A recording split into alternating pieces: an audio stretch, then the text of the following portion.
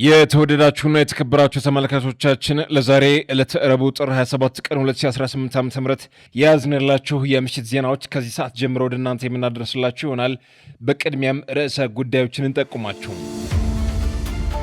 ጠቅላይ ሚኒስትር አብይ አህመድ በትናንት ውሏቸው ውስጥ ውሸት መናገራቸው ተረጋገጠ።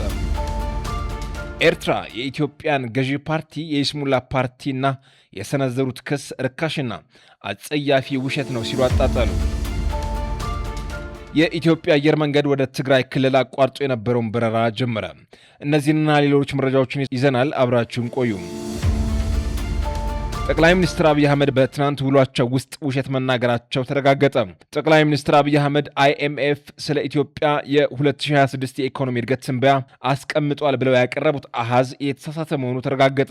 ጠቅላይ ሚኒስትር አብይ አህመድ ትናንት የህዝብ ተወካዮች ምክር ቤት ቀርበው የዓለም አቀፍ ገንዘብ ድርጅት አይኤምኤፍ ኢትዮጵያ በያዝነው የአውሮፓውያን 2026 9.3% ታስመዘግባለች ብሎ ተንብዮአል ብለው ገለጻ አድርገዋል። ጠቅላይ ሚኒስትሩ የዘንድሮ የበጀት ዓመት የ6 ወር አፈጻጸም ሪፖርት ባቀረቡበት ውሎ በያዝነው የፈረንጆች ዓመት ኢትዮጵያ 10% እድገት እንደሚኖራት መንግስት እንደተነበየ አሳውቀዋል። አይኤምኤፍ ምናለ የኛ ኦሪጂናል እቅድ 9.2% ነው። አይኤምኤፍ የኢትዮጵያ 2026 እድገት 9.3% ይሆናል ብለው ተንብየዋል። ኦሪጂናል ካቀድነው በ0.1% የተሻለ ማለት ነው። አሁን ባሰብነው 10.2% 1% በታች በእኛና በአይኤምኤፍ መካከል የትንበያ ልዩነት አለ ብለው ጠቅላይ ሚኒስትር አብይ አህመድ ለፓርላማ አባሎች አስረድተዋል። ይሁንና ኢትዮ ዲስኮርስ በዚህ ዙሪያ ባደረገው ማጣራትና ከመረጃ ምንጮች ባገኘነው መረጃው የተሳሳተ መሆኑን አረጋግጧል። የዓለም አቀፍ የገንዘብ ድርጅት በኦፊሴላዊ የፌስቡክ ገጹ እንዲሁም በድረገጹ ላይ ባለፈው ጥቅምት ያጋራው መረጃ እንደሚያሳየው የኢትዮጵያ ኢኮኖሚ በተያዘው 2026 የፈረንጆች አቆጣጠር 7.1% እንደሚያስመዘግብ ይጠበቃል የሚል ነበር። በተጨማሪም ተቋሙ ከ9 ቀን በፊት ባወጣው አዲስ ሪፖርት ላይ የኢትዮጵያ ኢኮኖሚ እድገት 7.1% እንደሚሆን እንደሚጠበቅ በድጋሚ አረጋግጧል። ተቋሙ ባወጣው አዲስ ሪፖርት መሰረት ከሰሃራ በታች ያሉ አፍሪካ ሀገራት የአማካኝ እድገት 4.6% እንደሚሆን በፌስቡክ ገጹ ላይ ባጋራው መረጃ ላይ ድጋሚ አስቀምጧል። የመንግስት መረጃዎች ለህዝብ ሲቀርቡ ትክክለኛ ካልሆኑ በህብረተሰብ ዘንድ ግርታን ሊፈጥር ስለሚችል ጥንቃቄ እንደሚያሻም ተመላክቷል። ኤርትራ የኢትዮጵያን ገዢ ፓርቲ የይስሙላ ፓርቲና የሰነዘሩት ክስ ርካሽና አጸያፊ ውሸት ነው ሲሉ አጣጣለች።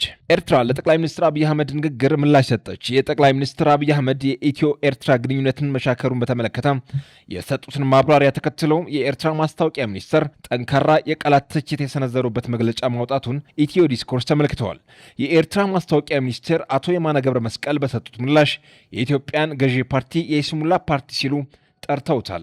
ጠቅላይ ሚኒስትሩ የሰነዘሩት ክስ ርካሽና አጸያፊ ውሸት ነው ያለው መግለጫው ቀደም ሲል ለኤርትራ ጦር የከፍተኛ ጀግንነት ሜዳሊያና ምስጋና ሲያሽጎደጉዱ እንደነበር አስታውሷል።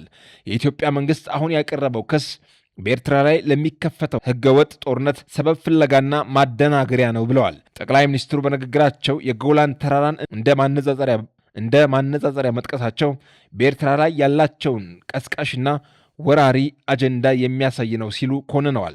ቀደም ሲል ጠቅላይ ሚኒስትሩ በፓርላማ በሰጡት ማብራሪያ የኤርትራ ጦር በትግራይ የፈጸመውን ዘረፋና ግድያ ለወቅታዊ ጸብ መንስኤ አድርገው ማቅረባቸው የሚታወስ ሲሆን የኤርትራ መንግስት በበኩሉ ንግግሩን የውሸት ድራማና ለቀጣይ ጦርነት የሚደረግ ቅድመ ዝግጅት ነው ሲል አጣጥሎታል።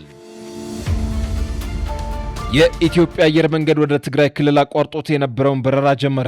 የኢትዮጵያ አየር መንገድ ለ5 ተከታታይ ቀናት አቋርጦት የነበረውን ወደ ትግራይ ክልል የሚደረገውን የመንገደኞች በረራ እንዲጀምር መደረጉ ተረጋግጧል። አየር መንገዱ ባለፈው ሐሙስ በመቀለ፣ በአክሱም፣ በሽሬና በሁመራ አውሮፕላን ማረፊያዎች የሚያደርጋቸውን በረራ ያቋረጠው በክልሉ አንዳንድ አካባቢዎች ውጥረት በመንገሱ ነበር። ይህ እርምጃ በመንገደኞችና በጭነት በረራ አገልግሎት ላይ መስተጓጎል ከመፍጠሩም በላይ በትግራይና በሌሎች የሀገሪቱ ክልሎች መካከል ያለውን የትራንስፖርት ትስስር አስተጓጉሎ ቆይቷል። ተመልካቾቻችን ለዛሬ ረቡዕ ጥር 27 ቀን 2018 ዓ.ም ከኢትዮ ዲስኮርስ ጋር ያቀረብንላችሁ የምሽት ዜናዎች በዚህ ተቋጭተዋል። ከመሰናበታችን በፊት ርዕሰ ጉዳዮችን በድጋሚ እናስታውሳችሁ። ጠቅላይ ሚኒስትር አብይ አህመድ በትናንት ውሏቸው ውስጥ ውሸት መናገራቸው ተረጋገጠ።